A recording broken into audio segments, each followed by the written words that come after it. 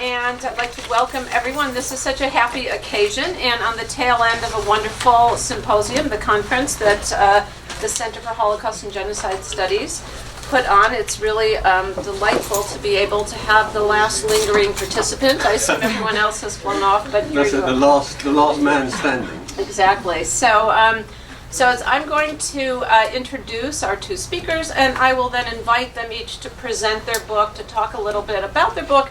And then what I'd like to have happen is for the two, for Philip and Bruno, to then be in to respond to each other, we'll try to get this as much as possible as a conversation and then open it up for the next hour and 15 minutes. So it's a great pleasure to be able to welcome Philip Spencer, who is the Emeritus Professor in Holocaust and Genocide Studies at Kingston University, where he was the founder and director of the Helen Bomber Center for the Study of Mass Violence and Human Rights, and also of the European Masters in Genocide and Human Rights, a collaboration between 4 European universities. He is the author of, among other books, in addition to the one we'll be hearing about today, Genocide Since 1945, that came out in 2012, and then his recent book, co-authored with Robert Fine, Antisemitism and the Left, on the Return of the Jewish Question, which is hot off the press and a very beautiful cover as well. And then it's my pleasure to introduce my friend and colleague here from the U, Bruno Chaouat. And I could go on and on about Bruno's many publications, but we'll be hearing about his most recent one. He is the author of 3 books, several edited volumes, and a number of journal articles ranging in everything from Chateaubriand all the way to the question of anti-Semitism and the left, his most recent publication. He is currently serving as chair of the Department of French and Italian, and I welcome both of you. So I'd like, why don't we begin, Philip, you can speak and present your book, and then Bruno, and then we'll have a conversation. Okay, thanks. It'd probably be better if I stand up and you might be able to hear me better. Is that okay? Right, okay. Well, thank you very much. That's very kind. Thank you very much to the university for inviting me here, to Alejandro for the wonderful symposium that we've just had, and to Bruno for agreeing to have this discussion with me.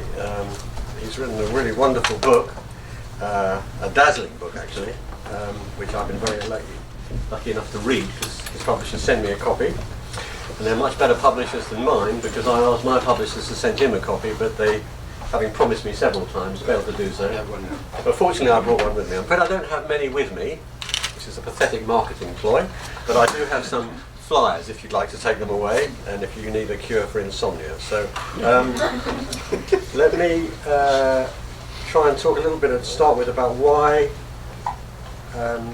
we wrote this book. I wrote this book with a colleague, Robert Fine, who is the Emeritus Professor of Sociology at the University of Warwick in the UK, who I met some time ago, and we realised we were beginning to share the same concern, which is about the rise and re-articulation of anti-Semitism in the modern world, and in particular the emergence of anti-Semitism, or the collusion with anti-Semitism, on the political left. So just an autobiographical comment about this, which is that's my origin too, and his. And so we were trying to think about something that we were very surprised, perplexed by, and we hadn't anticipated this phenomenon at all. Now, it's obviously has to be contextualized a bit, so there's a lot going on in the UK, and I could go into detail about this if you want me to in the Q&A, but it's not confined to the UK. It's a European phenomenon, in my view a global phenomenon, although inflected in different ways in different circumstances.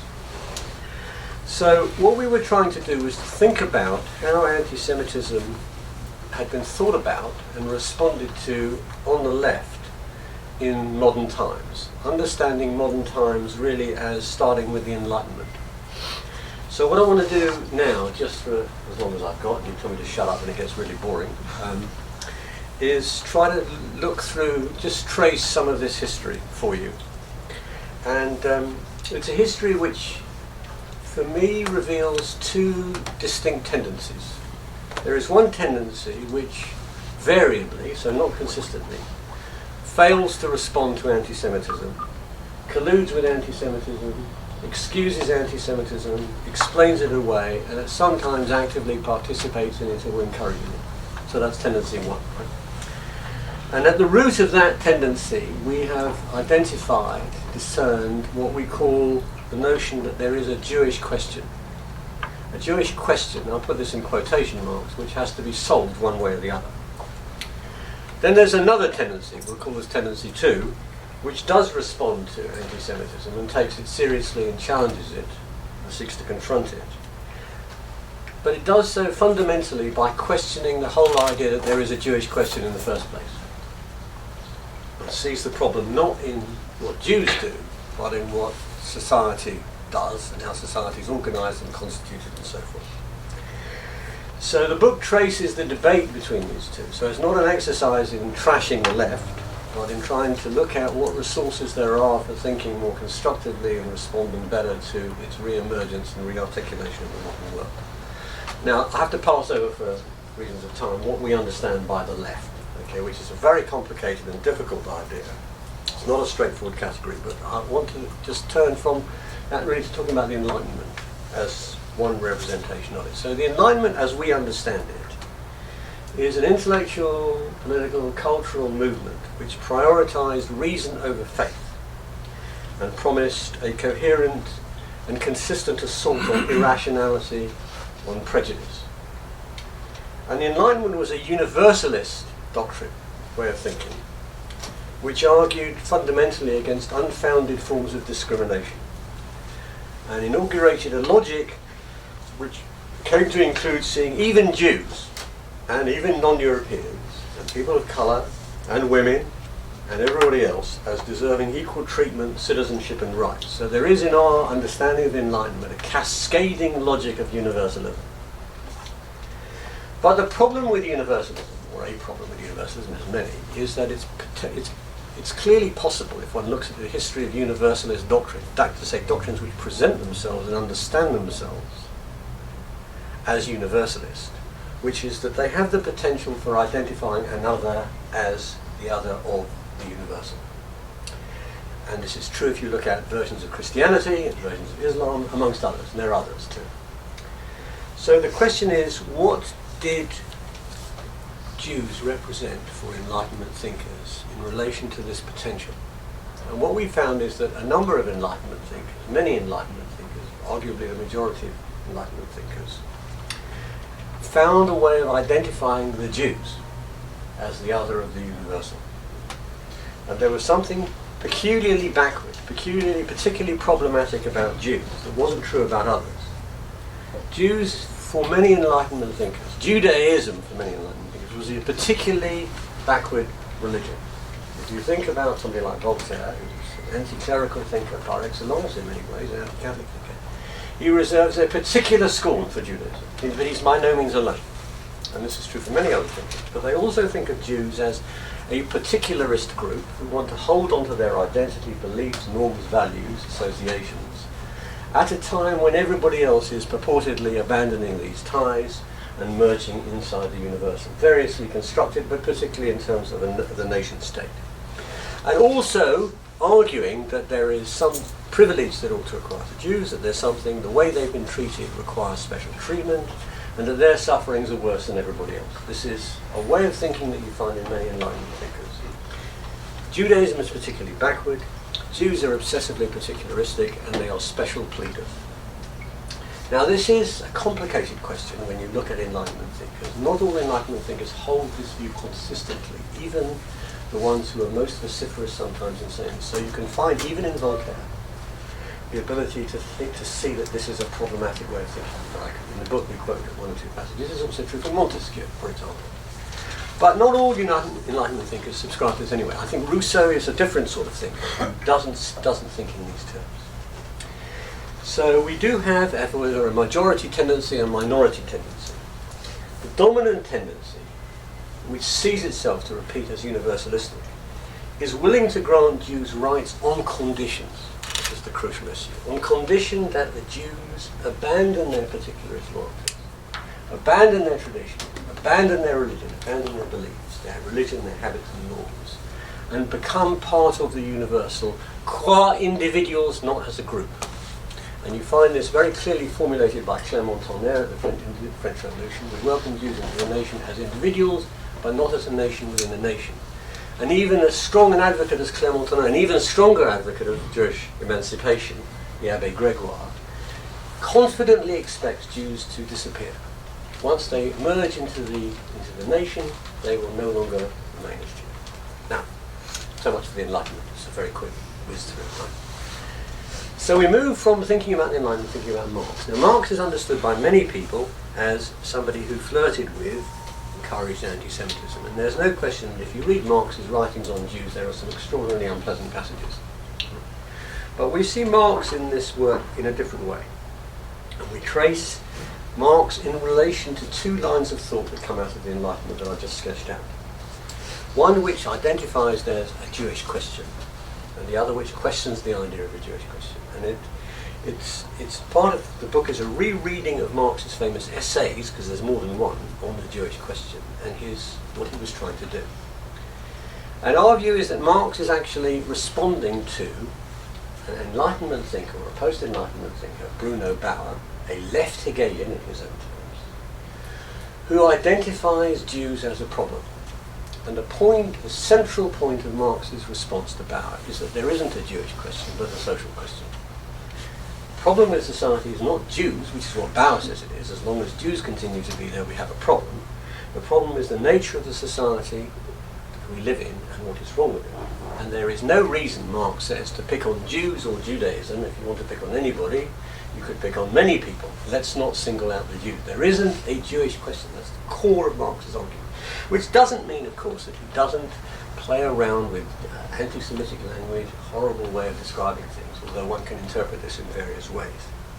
But it's interesting for us that after writing this book, 1843, he doesn't return to this question. He's fixed his position on the issue. And then he moves on to talking about society, politics, the economy, and so forth, and doesn't return to this. Now, this is not to turn Marx into some kind of guru, unproblematic thinker, because there are ways in which he understands the universal which are also redolent of this universalism that we've talked about. There are things he doesn't see. He doesn't really have a clear idea of how to maintain the particular within the universal, and in this respect he's a regression, I think, from Hegel. But we can come back to that later on. The question is, what happened to this way of thinking in the Marxist movement after Marx for us? Why was it that Marx's critique of the Jewish question disappeared?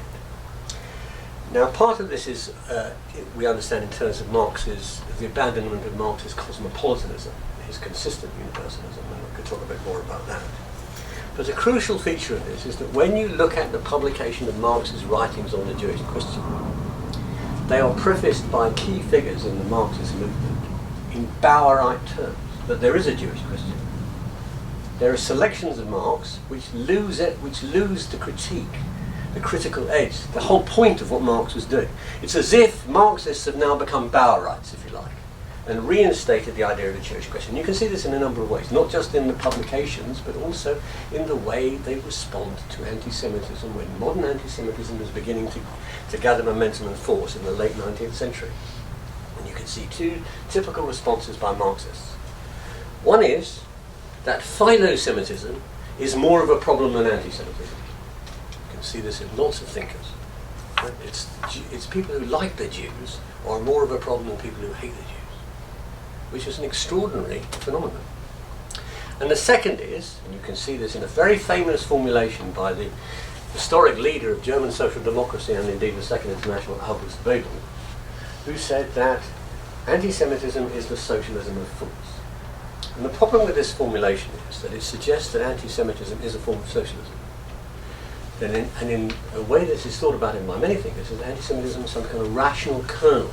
That is to say, when people are anti-Semites, they're wrong to be anti-Semites, but there's something right about what they're worried and obsessed about. And so we can recruit anti-Semites to the socialist progressive cause. Rather than seeing anti-Semitism as inherently and essentially and fundamentally a deeply reactionary counter-revolutionary phenomenon, which was understood by a minority, and again we come back to a different tendency of Marxists like Rosa Luxemburg and Trotsky. In the book we then trace what then happened to these ways of thinking through the Russian Revolution and through Stalinism, and the way in which anti-Semitism was minimized, explained away, and indeed utilized by the regime over time, particularly in Stalin's rise to power, particularly in the 1930s and later on. So there's a whole lot of stuff in there about how anti-Semitism got picked up again and then used in very interesting ways by the regime at crucial moments. And then switch over to thinking about something really fundamental here, which is, of course, that modern anti-Semitism became an extraordinarily radical ideology. It became genocidal. Previous anti-Semites had never had this idea. They'd never imagined that you could kill the whole group, that you could eliminate Jews from the world. They thought about eliminating them from an area, getting rid of them, expelling them, and so forth. But no anti-Semites were previously, in modern times, had thought about and taken seriously the idea that you could actually annihilate them as a group. And this changes things. This is a radicalization of anti-Semitism. So what we have to think about is how is the radical nature of modern anti-Semitism in the Holocaust by the Nazis responded to. What we discover is actually the same problem re-emerges. And that in the Soviet Union there is a dramatic, an extraordinary de-emphasis on what is happening to the Jews. And leaving aside the fact that the Hitler-Stalin Pact in 1939 delivered huge numbers of Jews over to the Nazis for murder, in 1941 when Nazi Germany invaded the Soviet Union, there were no plans of any kind, right, to protect Jews. And when the first assaults began, for example in Babi Yar, where 33,000 Jews were killed in 24 hours, 48 hours, the Soviet account of this said 1,000 Jews had been killed, from 33,000 to 1,000. And insistent efforts were made in the Soviet Union to downplay what was being done to the Jews. Indeed, the war against Nazi Germany was defined here as the the retreat from cosmopolitanism in the Marxist movement, as the Great Patriotic War. After the war, the Soviet Union then picks up anti-Semitism and re-articulates and re-inflects it in a new way in the attack on the Jewish Anti-Fascist Committee, in the Doctor's Plot at the end of Stalin's life, and then in the Great Purges of Eastern Europe, where a new form of anti-Semitism is developed, where Jews are accused of being at one and the same time nationalists, Zionists, and cosmopolitans. Extraordinarily new, contradictory idea. Now, that's a grim story, but there is some good news. Okay, because around the same time, one group of Marxists was trying to think about this problem and engage in a very profound rethink, and we kind of rescue this in the book, which are the Frankfurt School, particularly Adorno and Horkheimer, who may or may not be familiar to you. And it's very interesting, their rethink, because they too had colluded with the idea there was a Jewish person. If you read their writings in the 1930s, and they're in Germany, or they're expelled, they're very sophisticated accounts of Nazism, but they don't want to talk about anti-Semitism. There's only one major essay by a member of the Frankfurt School about anti-Semitism, and that is by Horkheimer in 1938, called The Jews in Europe, which is an incredibly crude and vulgar account and reductionist. And actually Horkheimer says anti-Semitism isn't serious. The Nazis are not serious about anti-Semitism. It's an entirely secondary phenomenon, it's purely for show. Right? The major theorist of the Frankfurt School on Nazi Germany, a man called Franz Neumann, wrote a book in 1942, published in 1942. That's the same time the extermination camps are in full sway, where he says the Nazis aren't serious about anti-Semitism. They have no intention whatsoever, and Neumann says, of annihilating the Jews. Okay, so you have to scratch your head at this point and think, what kind of social theorist is saying this? But Horkheimer and Adorno, the leaders of the school, are around this time engaging in an extraordinary correspondence, which I've looked at in detail, and they think something new is happening that they have not understood at all. And they say to each other, which is a rather remarkable thing for intellectuals to say, isn't it? We were wrong. Whoever does that? Ever gone into a class and your professor says, I got it completely wrong, I've had to have a rethink? No. Very unusual. All come and do and get extraordinary, and then they rewrite. They go back over the whole thing. And they develop an extraordinary theory of anti-Semitism, which is, in my view, extremely rich, multidimensional, which traces anti-Semitism back to the origins of civilization itself. Like Marx, in other words, they are talking about the nature of the society which generates anti-Semitism and the significance of anti-Semitism in history and society. And they conclude that, it's a very profound conclusion, like Marx, is that only by taking anti-Semitism seriously can we have a radical critique of the modern world. Anti-Semitism is, as Horkheimer puts it, the central injustice. And our theory has to deal with injustice at its most profound, at its core. This is in the last chapter of the Dialectic of Enlightenment, their remarkable work. Now, this is a fundamental rethinking of anti-Semitism, which connects back to Marx and connects back to an earlier idea in the Enlightenment, that the Jews are not the other of the universal, but the universal which cannot incorporate the Jews, a society which cannot guarantee equal rights to Jews. A society which tolerates anti-Semitism is a profoundly flawed, unjust society. And the question is, what's happened since then? This was written in 1943, and we then trace through we look at a couple of other theorists since then, so it's not confined to them. We look at Hannah Arendt, who is a critical theorist in our view too, and at Jürgen Habermas, also a critical theorist. And what we see in both of them is that they understand anti-Semitism as a consequence of thinking about its radicalization in the Holocaust as a genocidal ideology. And they approach it from two different angles, the significance of these thinkers. Arendt's thinking is, how can Jews survive after the Holocaust? What does anti-Semitism mean for the Jews and Jews' relationship with others?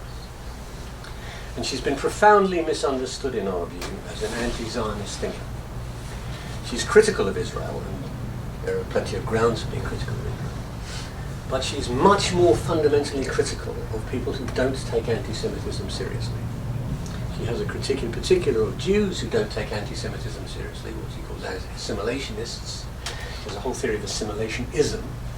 She thinks that Zionism is a better response to anti-Semitism than assimilation, because it takes anti-Semitism seriously. And Zionism is an incomplete and inadequate answer to anti-Semitism, because she's a cosmopolitan, like Marx, in a way like Enlightenment, because she takes universalism seriously. But she thinks in particular that a Jewish state, a state for Jews in a world of nation states, is essential, but that Jews need allies from others who understand anti-Semitism, and that we need to go beyond Zionism because of the problem that is posed by genocidal anti-Semitism.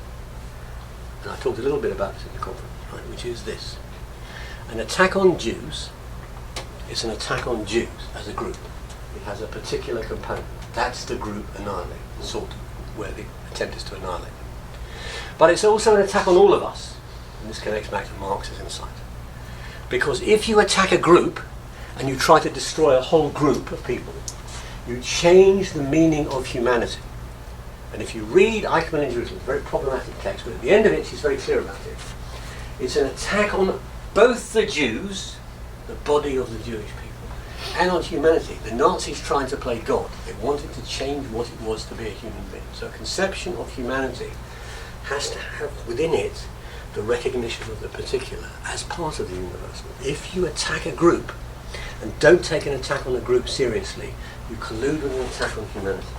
Habermas's perspective is from the other angle, if you like. It's what we all have to do to protect Jews after the emergence of genocidal anti-Semitism. And I won't go into Habermas, it's very complicated. Let's just finish on a couple of points about the implications of this for today.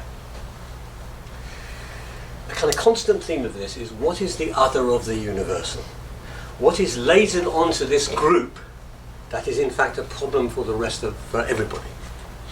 So there is a chapter in the book, a final chapter in the book, which is called The Double Life of Israel, which is what is heaped onto Israel as a state.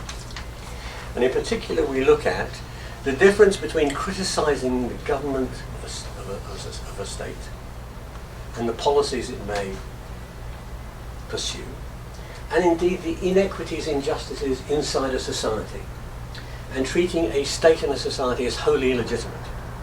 And in particular the extraordinary nature of the charges levelled against this particular state. And if you look at three in particular, they are quite incredible. I mean this in every sense of the word. One is that this is a state which commits genocide. The second is this is an apartheid state. And the third is that this state is the greatest threat to world peace we can see. Now these are the gravest charges that can be laid in the modern world. They derive from the Genocide Convention, the Universal Declaration of Human Rights, and they form the remit of the International Criminal Court. Any state that is charged with crimes like this is uniquely awful, terrible, and has of course to be destroyed. That's the logic of it. Found guilty, if you're found guilty of these crimes, that's it, right? Because they are on a scale way beyond anything else. Right? But one way of thinking about this is to think about what is being heaped here on a group, how it connects to the earlier issues that we identified at the heart of the Enlightenment of the modern world, beginning of the modern world. As we've described, there are lots of ways of thinking about the beginning of the modern world, but this is one of them. And that is to criticise this particular group over and above all others for the problems that it holds. That this is uniquely unable to modernise or become civilised, which sticks to its particularist habits and pleads uniquely for itself. What we have identified, therefore, is, this is the end of the book, end of the talk, I'll shut up now, is a re-articulation of the return of the Jewish question. And the response to any formulation, any articulation of the Jewish question is to say there isn't a Jewish question at all, but a question of the kind of world that we live in. And that's a very different way of proceeding. Thank you. Thank you for that very helpful sweep, historical sweep from the Enlightenment to this very complicated moment, two complicated moments and much complication in between. And so I invite Bruno. So we'll proceed in a different style, but I will ask the first question that Philip asked, why I wrote this book. And I would say I wrote this book as a sort of result of what I have experienced as theories failure, French thought failure to offer proper responses to a resurgence of anti-Semitism since the early millennium. And so the book is divided into 4 sections. I begin with an engagement with the legacy of Heidegger in France and beyond. What is the legacy of Heidegger? It's the decentering of the subject, it's the recoding of Heideggerian ontology as an ethics of the other, the idealization of the Jews as diasporic, inherently diasporic beings, and ontological strangers, which this operation is grounded on an operation of Judaization of the Heideggerian Dasein, the metaphysical reading of the Holocaust as an event outside of history, the celebration of nomadism and deterritorialization. You can hear, Deleuze and certain Derridian tropes, and all that I argue in my book have made it difficult, if not downright impossible, to think of Jewish normalcy or Jewish national sovereignty.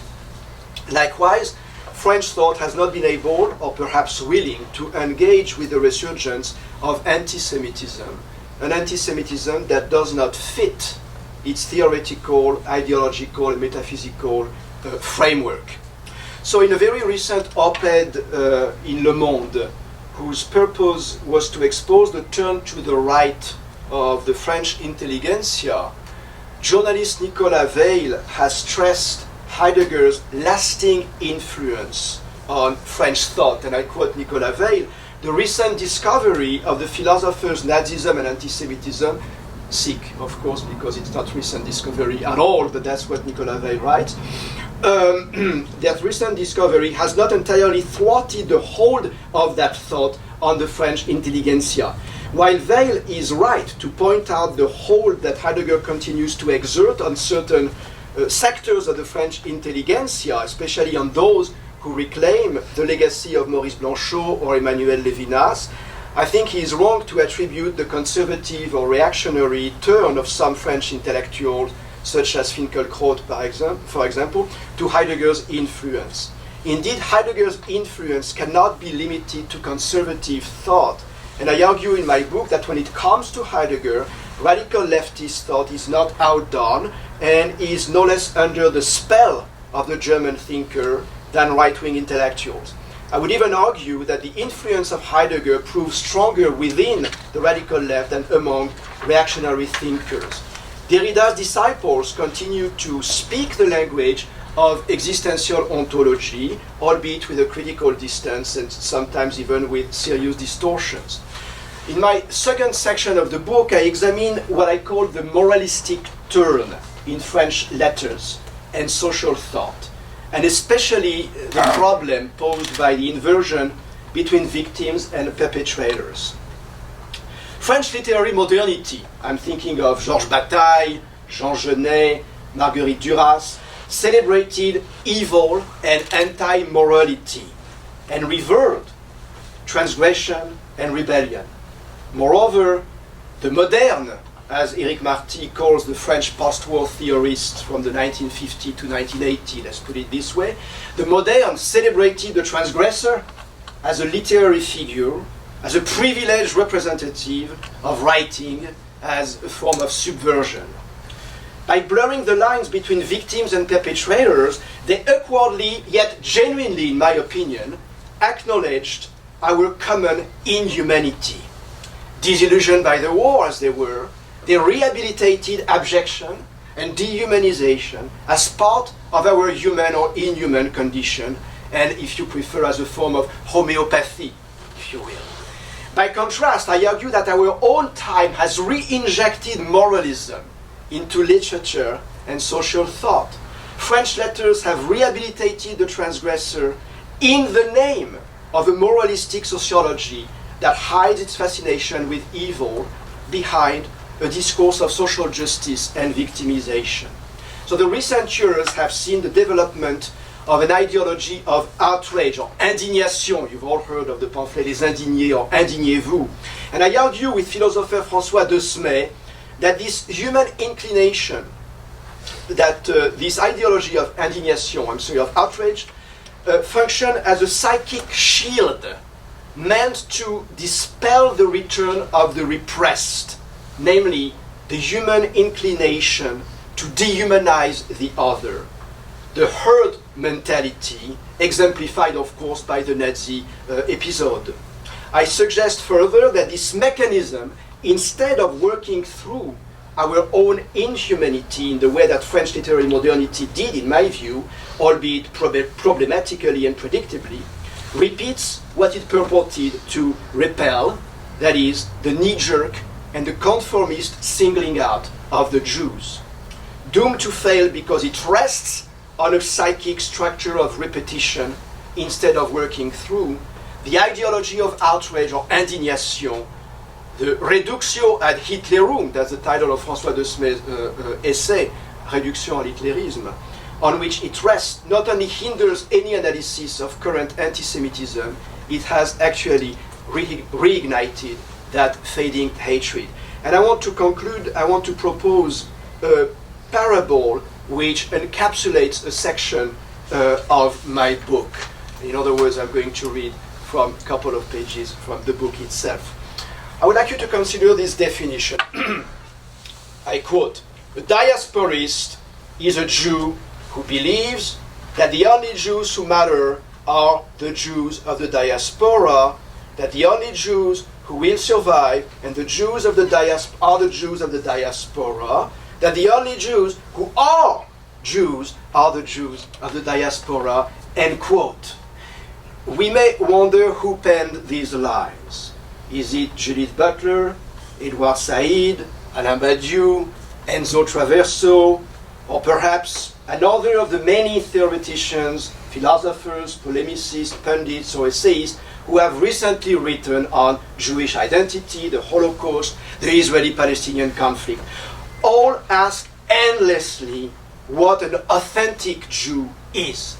For many subscribers of radical epistemology in the humanities and social sciences, an authentic Jew is perforce a diasporist. In turn, the theorists point to the inauthentic Jew, the traitor to the Jewish condition, who is not a wandering Jew, un juif errant, but an aberrant Jew, un juif aberrant. Now I reveal my hand. The above quotation that I gave you is not drawn from the prose of a post-Zionist theoretician. Assiduous readers of Philip Roth have no doubt recognized in those words the credo set forth by the double of the fictional character Philip Roth, appearing in a novel by the real Philip Roth, Operation Shylock, published 1993 on the heels of the first Intifada and the trial of Treblinka guard John Demjanjuk, alias Ivan the Terrible. So I summarize the Baroque plot of Operation Shylock. A certain Philip Roth, a celebrated New York writer, plans to travel to Israel to interview his confrère, the Holocaust survivor and novelist Aaron Appelfeld.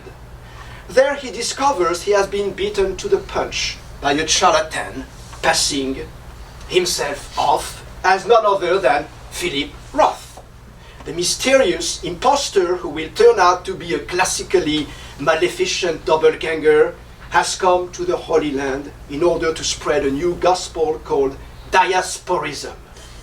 This doctrine teaches that Ashkenazi Jews, as the true Europeans they are, should return to their homelands. There they will rebuild the Golden Age Mitteleuropa, replete with Joseph Roths and Stefan Zweigs, where Jews will once again be the prime guardians of Western culture. Should these Israeli Ashkenazim fail to go back to their home, sweet home, be it Poland, Austria, or Germany, they will bring upon themselves a second Holocaust perpetrated by Arabs, untouched by European pangs of guilt and indifferent to the slogan, never again. Apparently, such a catastrophe could not reoccur on European soil drenched in the blood of Jews. However, there seems to be no reason it should not happen in the territory on which the new Jewish state has been established. And so I quote Philip Roth, "A second Holocaust is not going to occur on the continent of Europe because it was the site of the first. But a second Holocaust could happen here all too easily, and if the conflict between Arab and Jew escalates much longer, it must. The destruction of Israel in a nuclear exchange is a possibility much less far-fetched today than was the Holocaust itself 50 years ago," end quote. The enigmatic diasporist nourishes so great an affection for his people that he not only urges them to ensure their safety by repatriating to Europe, but he also has founded an association called Antisemites Anonymous, a support group whose aim is to extirpate once and for all anti-Jewish venom by urging those who harbor it to vow their evil inclinations, just as members of Alcoholics Anonymous confess their addiction in the hope of exorcising it.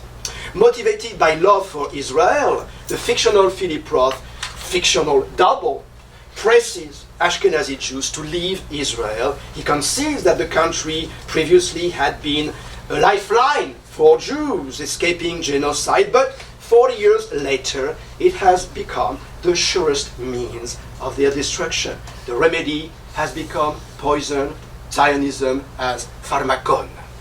Zionism saved the Jews, but now Jews must be saved from it. As for the Sephardi and Mizrahi Jews, originally from North Africa or the Middle East, one imagined that they are welcome to stay and be slaughtered. The diasporist who places Europe and its Jewry at the core of the civilized world has devised no solution for them, all of which justifies our asking who, in fact, is more ethnocentric, the diasporist or the Zionist. How long do I have? All right. Philip Roth gives his double the droll name of Moshe Pipik, drawn from Yiddish folklore.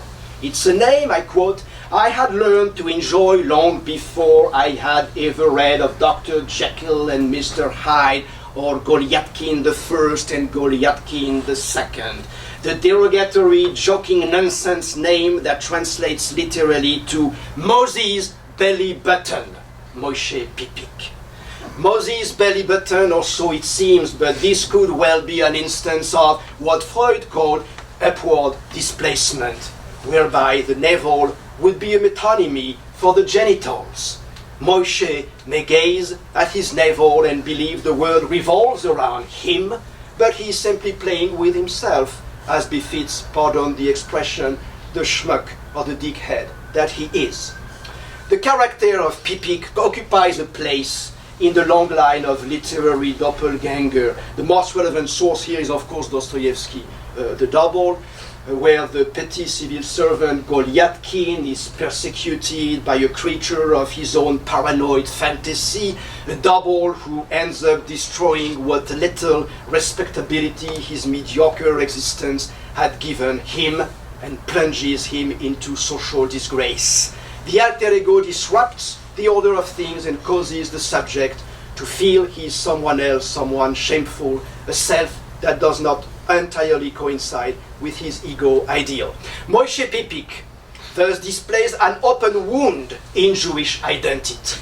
On the one hand, we find Philip Roth, or at least his avatar in the novel. He's a Jew basking in the brilliance of day, who considers the state of Israel as part of the proper order of things.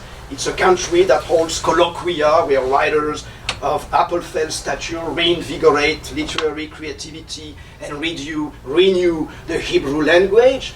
But there is also the Jew hunting the darkness in dreams and nightmares, who strives to overturn the proper order. However, there is a character in Philip Roth's novel who unsettles me perhaps even more than Moshe Pipik. I refer to the Palestinian George Ziad, who after a brilliant career as a literature professor in the US, has come to Ramallah to share his people's lot. Ziad is the inverse of Pipik, since he exemplifies the return of the Palestinian diaspora to the land wrested from their ancestors. Ziad is an old friend and colleague whom the fictional Philip Roth comes across during his fanciful stay in Israel. This Palestinian is full of resentment, devoured by bitterness, and prone to endless diatribe. George Ziad personifies the fragile limit between philo-Semitism and anti-Semitism in the context of the Israeli-Palestinian conflict.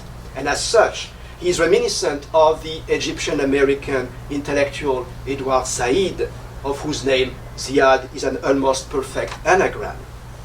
Ziad, no less than Said, has developed theories about Zionism, Jewish identity, and the Holocaust.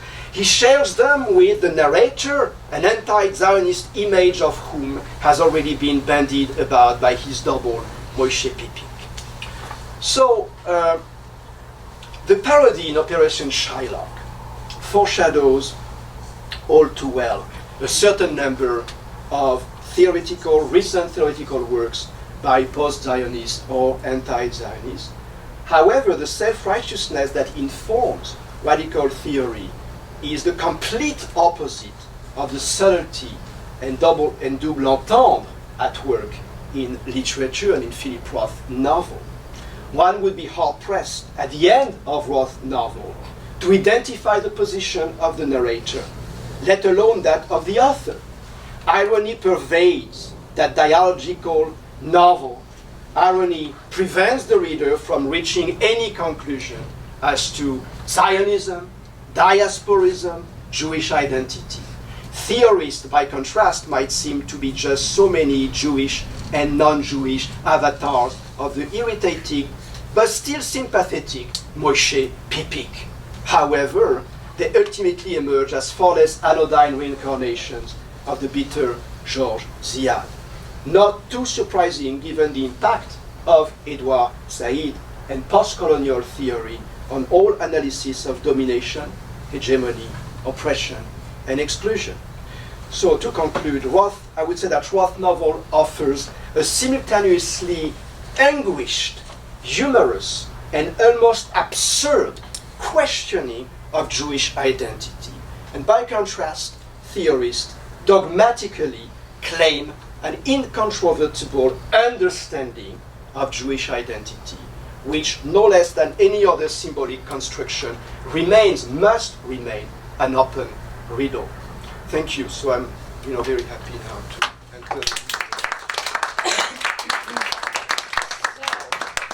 Thank you, Bruno, for a, I would say, characteristically spirited and, dare I say, polemical way of framing the questions, which I'm saying that actually with admiration. And I actually wanted, since the whole time as both of you have been speaking, I've been glancing over, and the side of my eye is are both of your books.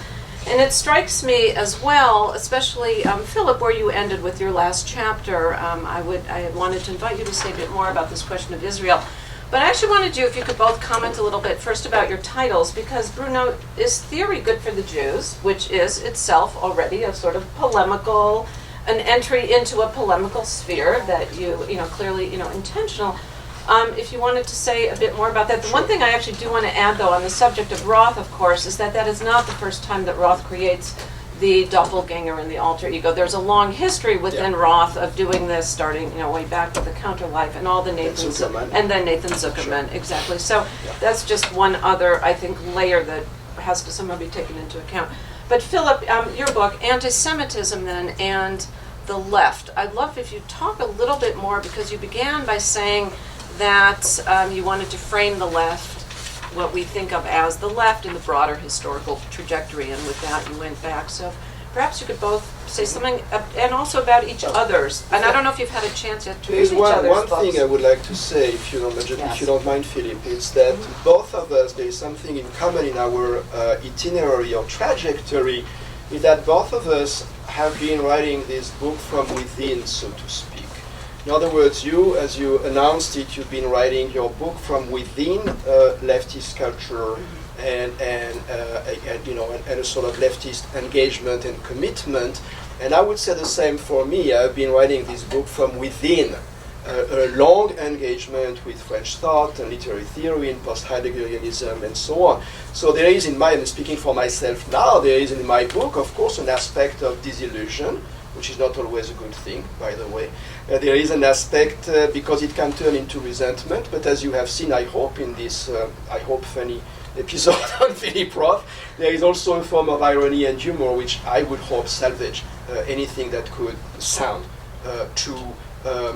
disillusioned or disenchanted, if I may say, by French thought and by theory.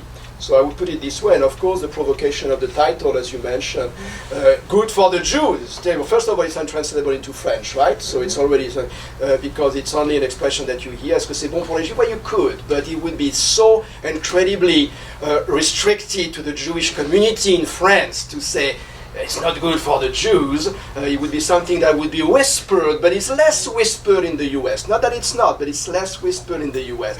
That's the whole problem of universalism and particularism. I wanted precisely to puncture, this idea that the Jews think always tribally, and think always in terms of what's good or what's bad for them. And that's actually have been for centuries and centuries what has been objected and reproached actually to the Jews as the people who is tribal, as the nation who is apart, or who is apart from the other nations, and so on and so forth. So that was that sort of irony of the title. Philippe? Yes, actually there is quite a funny book, it's certainly circulating in the UK, called Is It Good for the Jews?, which is a comic book which talks about various threats, and it makes you laugh out loud repeatedly. Okay, so the book has a very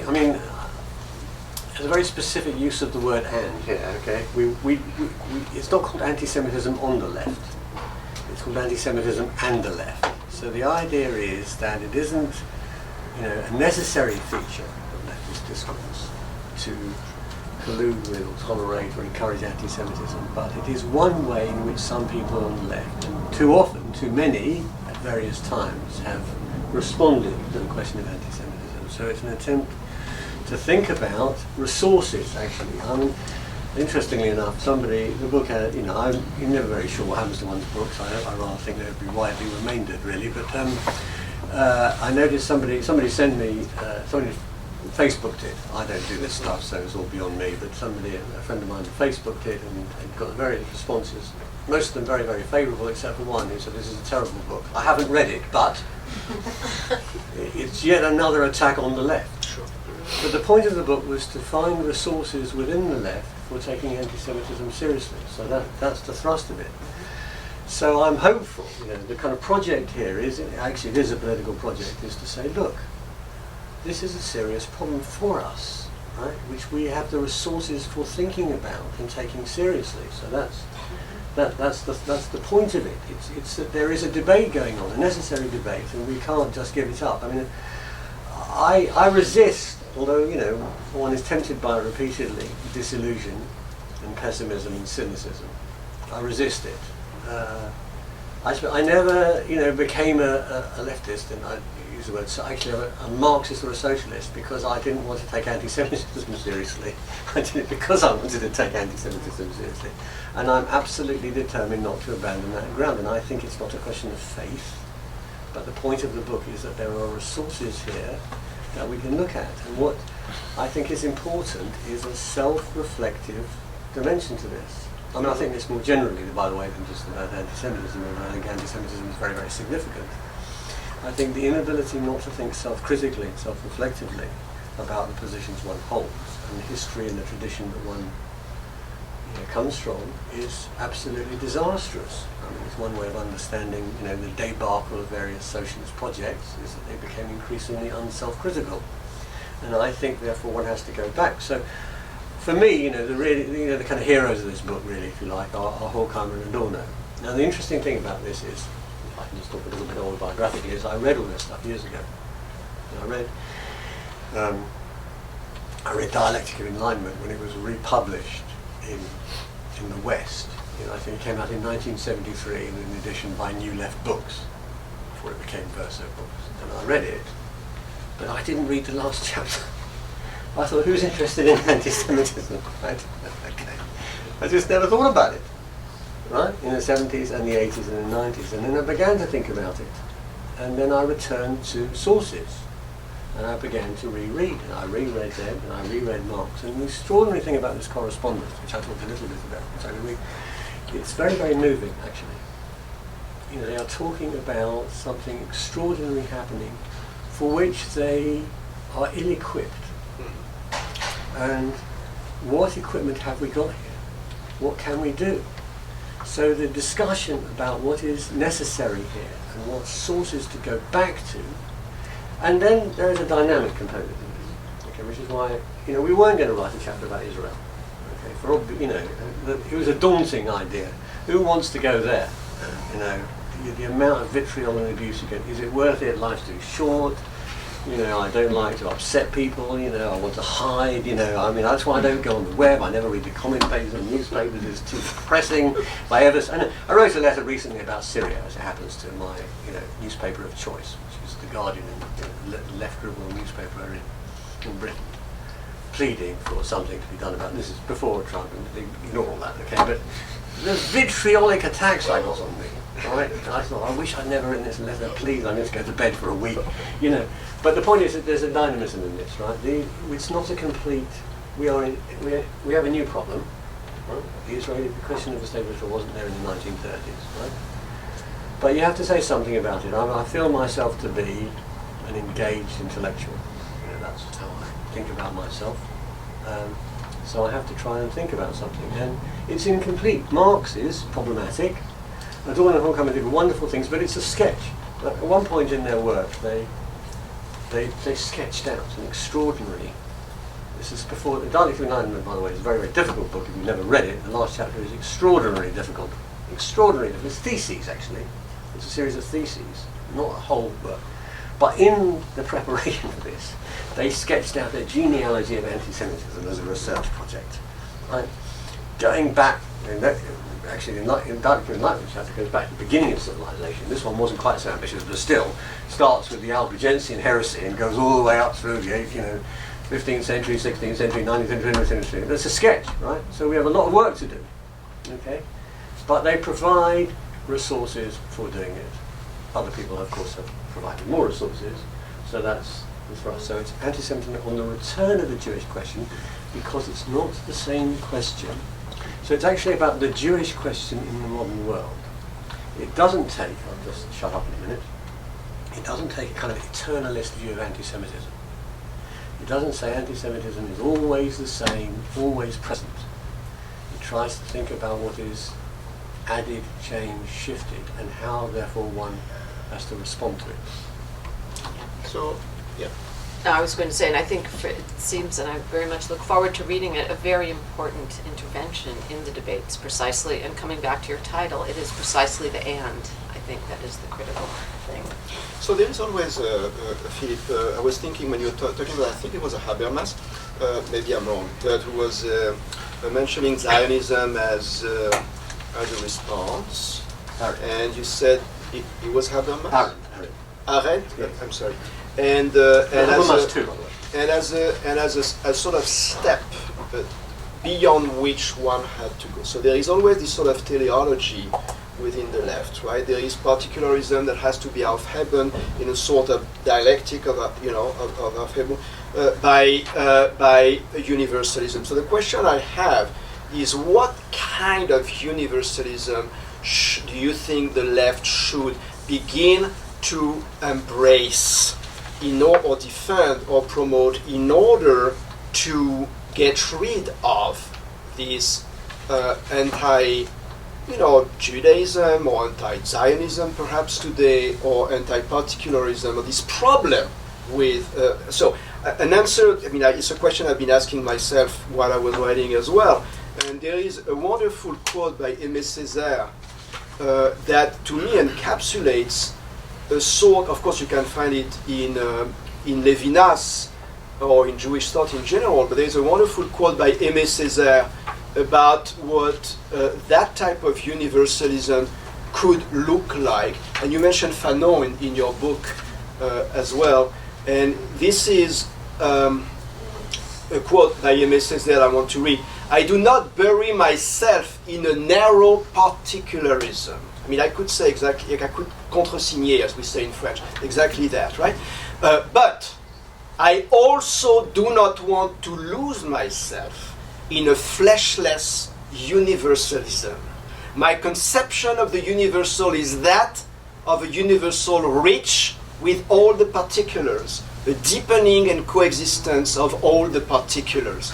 And to me, that encapsulates perhaps where the left should go. Aimé Césaire, that would be fine, right? You could find this in Levinas to a certain extent. So I wonder if you have thought about it, or if there are thinkers on the left, because of course it's not Alain Badiou who would come up with that sort of, in my view, with that sort of universalism. Perhaps Rancière, perhaps, who do you have in mind? I don't have anybody in mind, sadly. And it's interesting that you say we quote Fanon, who was a problematic thinker, by the way. But then that's okay, by the way, just as an aside. I mean, we engage in a dialogue with thinkers in the book, none of whom we represent as perfect. Part of my tracing of Horkheimer's trajectory is looking at his rethinking.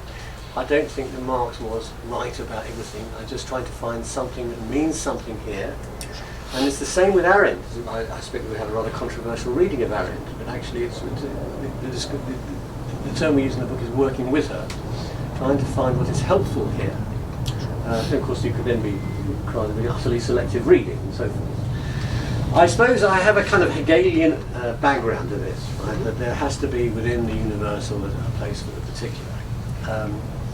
But my own thinking about this is, and because I've just come from a symposium on genocide, very powerfully inflected by Lemkin, who was writing at the same time as Arendt, and there are bits in Alejandra's recent book which I think echo this, which is that the problem posed by genocide, which we can see so radically, this is the kind of thrust of my contribution to the symposium, is that we have to think about humanity as diverse. If we don't think about humanity as diverse, we have a big problem. Right? And the problem that genocide poses for humanity is it's an assault on diversity. So the protection of a group is the protection of diversity for me.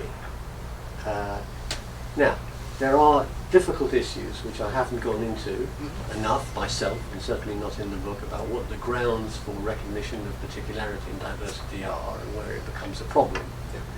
But it seems to be a universalism that denies particularity is very unattractive to me, and frankly in the end I think deceptive. I think a lot of the criticism of of Jews and of Israel here in the name of its of anti-particularism secretes a particularism of its own, by the way. So that if you think about the national question in this context, in a previous incarnation I was about nationalism as an issue. So that would be a very inadequate response. Maybe we can open it up. We have another 15, 20 minutes. Yeah, I'd like to ask both speakers this question. And thinking about the anti-Semitism, do you think anti-Semitism is a perennial and necessary element in Western culture? Because it always seems to be there. That's one thing. And if the Jews did not participate in Western culture would not have Einstein, Freud, Marx, and others. If I can, you mind if I take this one? So in my metaphysical moments, which happens, sometimes I come up with George Steiner. I don't know if you know George Steiner. He's British, I believe, but he went to America. He speaks French. He's an essayist, intellectual, novelist, and Steiner, I think, based his theory of anti-Semitism on Freud, without really acknowledging it. But the idea is that anti-Semitism is related to a rejection of the constraints and the repression that the law, that the commandments impose, that monotheism has imposed on humankind. So there is a sort of, and I think it's a very interesting, theory of anti-Semitism that he lays out in several of his essays. This idea that it was, the law, monotheism was too much to take.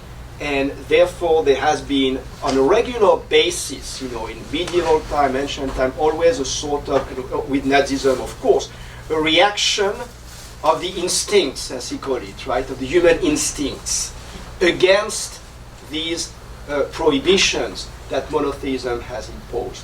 And so when you think of Nazism was, it's worth what it's worth. Any theory of anti-Semitism is very partial anyway, right? This one is not less interesting than Arendt's theory, in my opinion. And I like this one. If you think of Hitler, of Nazism, anti-Semitism was also anti-Christianism, right? Of course, he could not, for political and strategic reasons, go against the church in the same way as he went against the Jews. But there was the idea that they had to go against the origins. So when you were mentioning Voltaire, for example, earlier, l'écraser l'infâme, there's idea of total rejection of the Christian religion with a sort of surplus of hatred for the Jews, who embody, according to George Steiner precisely, the origin of monotheism and therefore the origin of Christian religion, which is already in Freud's Mosin monotheism. That's his whole thesis in Mosin monotheism, which I think, to me, although I don't have any magic response to the reasons for anti-Semitism, which are too complex and probably multi-causal, but that's an interesting path, a theoretical path. Well, interestingly enough, I think we find that argument also in the Dialectic of Enlightenment. There's an extraordinary passage in it which picks up Freud's argument. My answer to you is no, I do not think anti-Semitism is an eternal phenomenon. I think it's an eternal temptation. But I also think one has to think about anti-Semitism as evolving and shifting and changing. It's not the same thing. But it leaves behind in every bout of it residues. And the difficulty of thinking about anti-Semitism is, on the one hand, to think about it as eternal, which I think is a mistake, and the other hand, and invariant, and the other hand, to think it is entirely distinct at each moment. It's got nothing to do with the past. And actually, see, Arendt is interesting, because Arendt is often understood as saying modern anti-Semitism has nothing to do with pre-modern anti-Semitism. Actually, she doesn't say this. Well, or to put it another way, she says it sometimes and not at others. It's difficult, it's very inconsistent thinking. But actually, there's a marvellous passage in the original draft for Origins and Totalitarianism where she discusses this question, which reappears in the Origins, where she talks about how you can't find anything new in modern anti-Semitism or somewhere already. But the point is, it's the re-articulation of it. I do want to say something, a slightly separate point, which I was going to say in my introduction, okay? And which is that people on the left get terribly agitated if you suggest they're being anti-Semitic. They say, how can I possibly be anti-Semitic? I'm anti-racist, right? As if this is, still fairly straightforward. And I'm with Queen Elizabeth I on this, since I'm in the United States. I do not have a window into men's souls, or women's souls for that matter. So I don't know what is in their conscious mind. But I do know what tropes are. And I do know what is picked up. And I think as intellectuals, if I may use that term, we have a responsibility to think about our language and the tropes that we use and the echoes and how they're felt and received and perceived. And I'm coming, if I just add this in now, I'm coming from the United Kingdom away shortly after the former mayor of London, right, was charged with anti-Semitism for claiming that Hitler was a Zionist. And outright, Hitler was a Zionist. Right, and there was collaboration between Zionists and the Nazis from the very beginning all the way through. It was an outrageously slanted, biased, prejudices, ignorant, distorted view of the world. He was found to have brought the Labour Party, the party of the left, into disrepute, but not expelled. And many people in the Jewish community, the overwhelming majority of the Jewish community, feel very hurt and upset by this. And I think we have a responsibility to think about our words. Now, of course, we do this all the time in other contexts, hopefully, right? And one of the things happening now is we're not thinking about it in that context. So I think about anti-Semitism as being, it's a kind of legacy. It's not that it's the same thing, right? There are waves of anti-Semitism, formulations of anti-Semitism in different societies and epochs and so on. The problem is they leave a residue and they get picked up and reworked in different frameworks. That would be my understanding of it. And so the idea that it's the same is mistaken. It's not. It would be easy to deal with if it was the same, invariant. Although, there are periods where it is latent, where it's not significant, and in the history of the left where it's been successfully challenged, actually. Yeah? But the residue that it leaves behind, the material that is available, right, can then be picked up by another group and not abandoned, but reworked in another frame of reference. This is a discursive way of thinking about it. Yeah, the so-called low-hanging fruit. I mean, it's the way it gets worked, reworked. That's interesting to me. So, other responses or questions? Thoughts? Yes. Well, thank you for books, for these thought-provoking presentations. You disclosed a bit of positionality, right, in terms of your intellectual, where you situate yourselves intellectually, theoretically, politically. But also, I want to raise this issue that the debate on anti-Semitism, scholarly engagement with anti-Semitism, when we meet in conferences on anti-Semitism, I would say the wide majority of those who deal with that are individuals who define themselves Jew, consider themselves Jewish. The authors that you are rethinking are all Jewish. Now, what does this tell us in terms of? Well, yes. So it's not necessarily the case in the French landscape, where you have a new generation of people intellectuals who new, not that new, but people who think about anti-Semitism, write about anti-Semitism, about the metaphysics of anti-Semitism, about all those things, who are not Jewish or identified as Jewish. I'm thinking of Pascal Bruckner, I'm thinking of Eric Marty, and there are others. So I'm in the US. Perhaps it's related to identity politics in general. And the problem with identity politics, lots of people who are, African American have a tendency to work in African American studies, and women in feminist studies, and so on and so forth, and gay and lesbians perhaps in queer theory. I mean, that happens a lot on American campuses. I think it's different in France. You have real engagement by non-Jews with the question of anti-Semitism at the intellectual and theoretical level, I would say.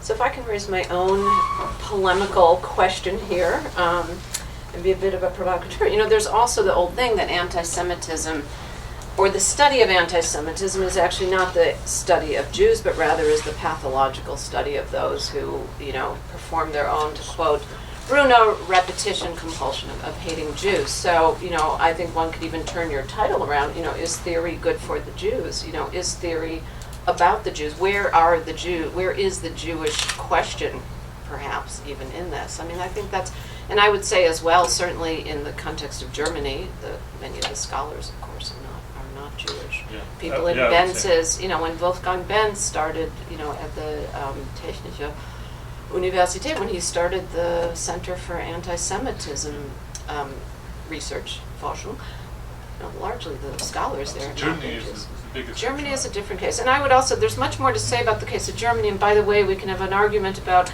the role in the way in which Heidegger has been then interpolated. I think it's a very, very different, and to that I think it's actually important to add that, although your focus is, as you said, on French thought, it's really through Heidegger and the connection and the conversation with Paul Celan, the encounter, the actual literal encounter when Celan goes to the Black Forest, to the hut, encounters Heidegger. That actually is what opened up the discussion in the context of German literary life and letters after, in the 70s, really starting in the 70s. So Heidegger has played a very different role. Arnica, Eyebright, the draft from the well with the star die, and so on and so forth. Yes, it's Paul Celan, absolutely. Absolutely. So that has, I think, engendered a different discussion. So there are different spheres and different circles, sometimes overlapping, sometimes not. So I actually would hesitate to paint Heidegger as sort of the straw man, around whom a kind of metaphysical blurring of all categories has happened.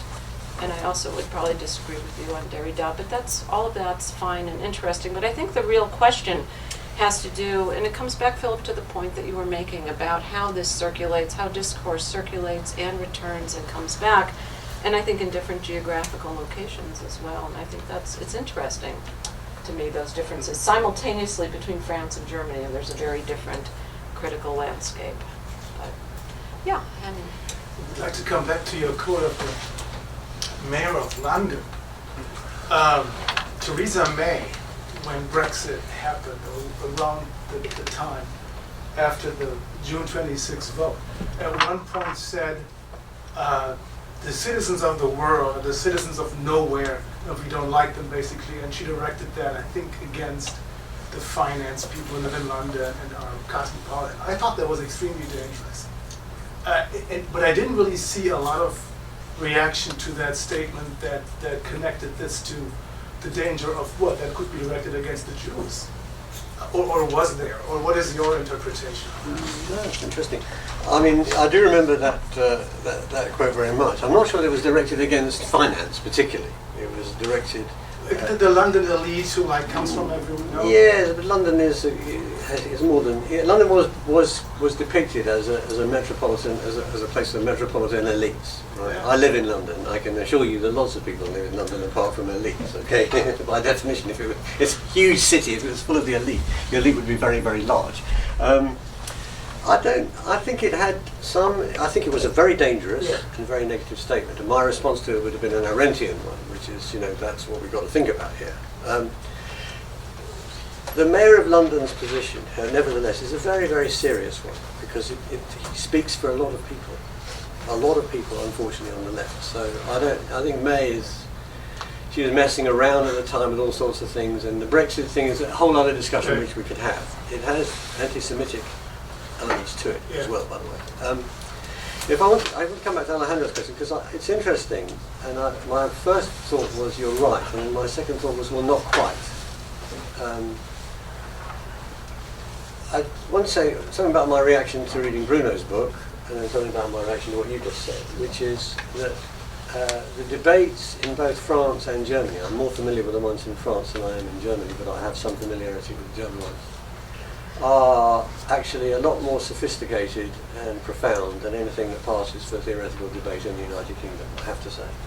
You know, what I felt reading this book, which was, at least we could think this one through here. You know, the stuff that passes or thought about all this on the left in the UK is at a wholly other level, which is, you know, that may be true for my book as well, by the way, so I'm happy to say that. But I would say something about who is thinking about this. First of all, the book has a chapter on Habermas, and that's not an accident. The second is that I'm personally involved with a group of people, and you were, I think, originally as well, which is the European Sociological Association, which has a network on anti-Semitism. Now, it took quite a long time to get going, right? And we've had quite a lot of difficulties with it, but now we have actually got it recognised as a legitimate object of sociological inquiry, which, by the way, is a very interesting phenomenon. How can it possibly have taken so long for it to be the object of study? But the people involved in it, there are a lot of people, many of whom are not Jewish, and talking about anti-Semitism globally, which I find very, very encouraging. The origins, I mean, maybe this has changed now, but it was Jews and Germans. Yeah, indeed. And maybe it has changed now. It has changed now, but yes, that's for sure, that's true. And that's interesting too, and that's a whole other discussion about that relationship too.